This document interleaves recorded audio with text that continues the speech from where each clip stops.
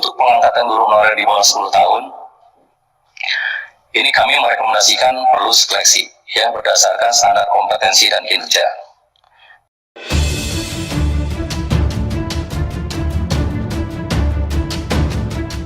Pemerintah dalam pendidikan SDM dan sedangkan guru selama ini belum dapat mungkin meningkatkan mutu pendidikan. Jadi perlu mengkaji ulang untuk perbaikan seluruh tata kelola guru ini, termasuk sistem sertifikasi yang berbasis merit, dan perlunya dikembangkan CPD ya untuk peningkatan mutu. Ini rekomendasi kita, rekomendasi kami, perlunya dikembangkan CPD untuk peningkatan mutu kinerja guru ya, dan itu menjadi bagian integral dalam sistem sertifikasi. Jadi tidak sertifikasi lalu lepas tangan setelah itu.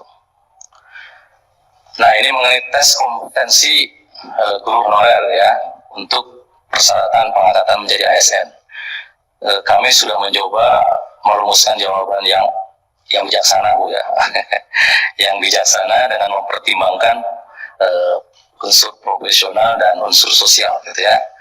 Jadi kalau kita hanya mempertimbangkan profesional mungkin ya udah semuanya harus dites, lulus tidak lulus. Tapi kalau sosial ya udah semuanya diangkat tanpa tes gitu ya, karena sosial. Tapi kelihatannya kami lebih merekomendasikan perpaduan antara keduanya, antara profesional dan sosial, walaupun mungkin ini belum ideal untuk mutu gitu ya. Nah, jadi ini permasalahannya dulu. Hingga saat ini memang belum ada mekanisme pelatihan bagi guru-guru yang sudah bekerja, termasuk guru honorer yang dapat mendorong mereka untuk terus belajar. Karena apalagi sekarang ya, ini dalam era 4.0 ini, anak itu bisa belajar di mana-mana, sehingga kalau gurunya tidak belajar, ini betul-betul bisa ketinggalan sama muridnya ya. Nah, ini perlunya sistem pembinaan ini barangkali agar dapat bagaimana ya mengkondisikan, dari bahasa yang lebih kerasnya mungkin memaksa guru-guru ini untuk terus belajar gitu ya, dalam upaya peningkatan kompetensi dan kinerja mereka gitu ya. Nah, kemudian yang kedua juga selama ini guru-guru baik pada tingkat pusat, daerah maupun sekolah gitu ya. Nah, ini direkrut dengan mungkin tidak berdasar atas mutu dan kinerja, tapi lebih berdasar kepada keikhlasan, kemauan, kekerabatan, mungkin kenalan juga, karena kalau yang tidak mau gimana juga gitu ya.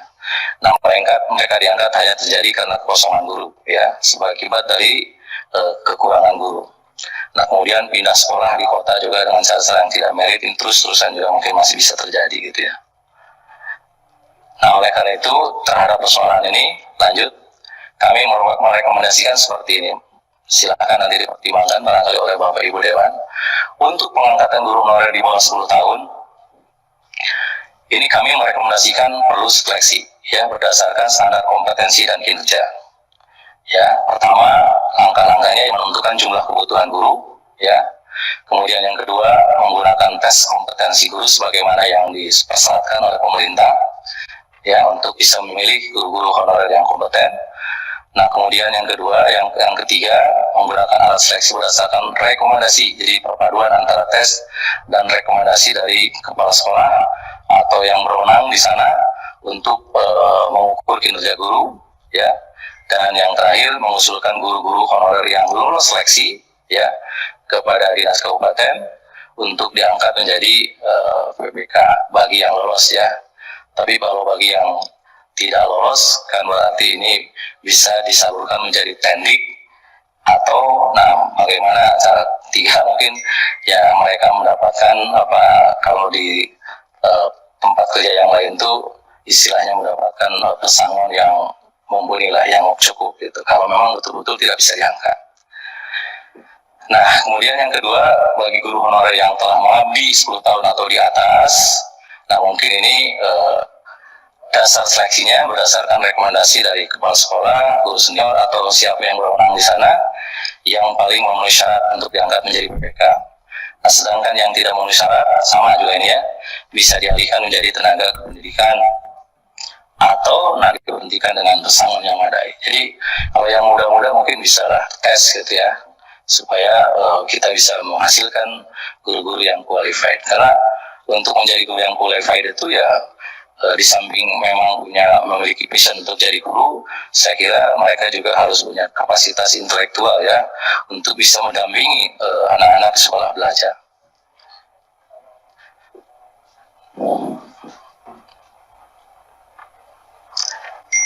ini juga ada beberapa yang kami sarankan berkenaan dengan sistem seleksi dan pengangkatan guru baru supaya nanti guru honorer tidak muncul lagi, gitu ya. Yang pertama, pada tahap awal pengangkatan guru baru semuanya berstatus sebagai guru calon PPK barangkali ya, ini dengan ketentuan yang jelas mengenai gaji dan periode waktu pengabdiannya. Jadi pada tahap awal calon guru itu ya diangkat sebagai guru dengan istilahnya calon PPK. Nah, bagi mereka-mereka yang telah direkrut, diberlakukan standar ya dan memenuhi kompetensi yang dipersyaratkan, kalau guru seperti ini mungkin nanti bisa diangkat menjadi guru PPK. Nah, kemudian kalau mau berubah dari PPK ke PNS, mungkin ini perlu ada tes khusus gitu ya, tes khusus gitu ya, yang betul-betul nanti bisa memenuhi kualifikasi dan persyaratan yang disyaratkan oleh pemerintah. Nah, hanya guru-guru itulah barangkali nanti yang bisa menjadi menjabat ya sebagai guru PNS gitu ya. Jadi ini kira-kira ada 4 tahapan yang kami sarankan ke depan ya, karena ini kan kita lagi agak hangat juga tentang perbaikan undang-undang ke depan. Tentu saja ini perlu dikaji lebih lanjut, ini baru gagasan awal saya kira.